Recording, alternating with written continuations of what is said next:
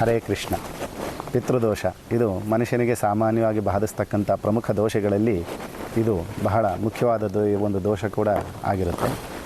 ಈ ಒಂದು ಪಿತೃದೋಷ ನಿರ್ಮಾಣವಾಗೋದಕ್ಕೆ ಕಾರಣಗಳೇನು ಅಂತಂದರೆ, ಆ ಒಂದು ವಂಶಜರಲ್ಲಿ ಯಾರಾದರೂ ಅಪಮೃತ್ಯುಗಳನ್ನ ಹೊಂದಿದರೆ, ಅಂದರೆ ಈ ಒಂದು ವಂಶದಲ್ಲಿ ಯಾರಾದರೂ ವಿವಾಹವಾಗದೆ ತೀರ್ಕೊಂಡಿರ್ತಕ್ಕಂಥವ್ರು ಇರ್ಬೋದು, ಆತ್ಮಹತ್ಯೆಗಳನ್ನ ಮಾಡ್ಕೊಂಡಿರ್ತಕ್ಕಂಥವ್ರು, ಯಾರಾದರೂ ದುರ್ಮರಣಗಳು ಅಂದರೆ ಯಾರಾದರೂ ಅಪಘಾತಗಳಲ್ಲಿ ಸತ್ತಿರತಕ್ಕಂಥವ್ರು, ಬೆಂಕಿ ಅವಘಡಗಳಲ್ಲಿ, ನೀರಿನಲ್ಲಿ ಮುಳುಗಿ ಇತ್ಯಾದಿ ಯಾವುದೇ ರೀತಿಯಾಗಿ ಒಂದು ದುರ್ಮರಣಗಳನ್ನ ಹೊಂದಿರತಕ್ಕಂಥದ್ದು, ಕೊಲೆ ಆಗಿರ್ತಕ್ಕಂಥದ್ದು, ಭ್ರೂಣ ಹತ್ಯೆ ಅಂದರೆ ಅಬಾರ್ಷನ್ ಮಾಡಿಸಿರ್ತಕ್ಕಂಥದ್ದು, ಇಂಥ ಯಾವುದೇ ರೀತಿಯಾದ ಒಂದು ಸಾವುಗಳಿಂದ ಉಂಟಾಗ್ತಕ್ಕಂಥದ್ದು ಈ ಒಂದು ಪಿತೃದೋಷ.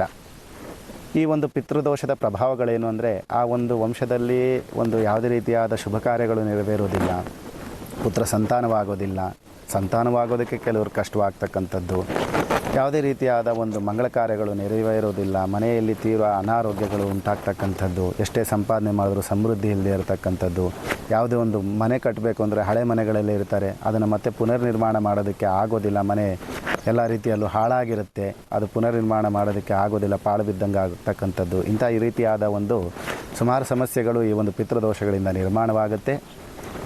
ಹಾಗಾಗಿ ಈ ಒಂದು ಪಿತೃದೋಷಗಳಿಗೆ ಪರಿಹಾರಗಳೇನು ಅಂದರೆ, ಪ್ರೇತ ಸಂಸ್ಕಾರವನ್ನು ಮಾಡ್ತಕ್ಕಂಥದ್ದು, ಮೋಕ್ಷನಾರಾಯಣ ಬಲಿಯನ್ನು ಮಾಡಿಸ್ತಕ್ಕಂಥದ್ದು, ಈ ಒಂದು ಕಾರ್ಯಗಳು ಮಾಡ್ತಕ್ಕಂಥದ್ದು, ವರ್ಷ ಅವ್ರಿಗೆ ಮಾಡಬೇಕಾದಂಥ ಒಂದು ಏನು ಕಾರ್ಯಗಳಿರುತ್ತೆ ಆ ಕಾರ್ಯಗಳನ್ನೆಲ್ಲ ಪರಿಪೂರ್ಣವಾಗಿ ಮಾಡ್ತಕ್ಕಂಥದ್ದು, ಪಿತೃ ಪಕ್ಷದಲ್ಲಿ ಬರ್ತಕ್ಕಂಥ ಒಂದು ಸಮಯದಲ್ಲಿ ಆ ಒಂದು ಸಮಯದಲ್ಲೂ ಕೂಡ ಅವ್ರಿಗೆ ಮಾಡ್ತಕ್ಕಂಥ ಮೋಕ್ಷಕ್ಕೆ ಬೇಕಾದ ಎಲ್ಲ ಕಾರ್ಯವನ್ನು ಮಾಡ್ತಕ್ಕಂಥದ್ದು, ಈ ಎಲ್ಲ ಒಂದು ಕೆಲಸಗಳಿಂದ ಈ ಒಂದು ಪಿತೃದೋಷಗಳು ಪರಿಹಾರವಾಗುತ್ತೆ, ವಂಶಾಭಿವೃದ್ಧಿ ಆಗುತ್ತೆ.